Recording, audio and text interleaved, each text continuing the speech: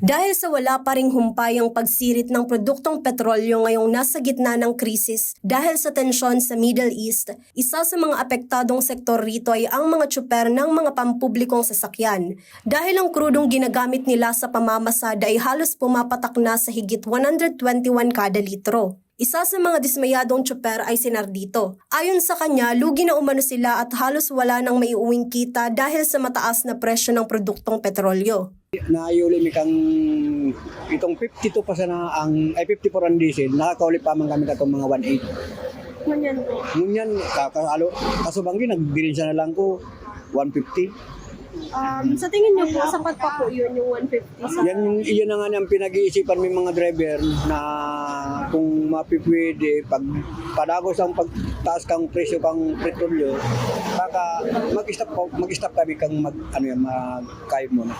Nalulungkot rin umano sila sa pagsuspende ng taas pamasahe kaya't labis nilang inaasahan ang kamakailan lamang na pangako ng pamahalaan na cash relief assistance para sa tulad nilang jeepney drivers. Si gustong magbayad ng 15, si gusto lang dahil man pwedeng piriton sa minimum rate, stress ba ganyan. O si gustong magbayad ng 50 at wala nga ni igwa nga nagbabayad na sa mo yung 15. Sabi inulian mi, sabi kang opisero, dahil na po ngayon medyo alam ko na pong marayang todo. Samantala, inaasahan namang maipapamahagi ang cash relief assistance na nagkakahalagang 5,000 pesos para sa Jeepney at Transport Network Vehicle Services o TNVS drivers sa huling linggo ng Marso sa iba pang bahagi ng bansa. Jem Garcia, CSN.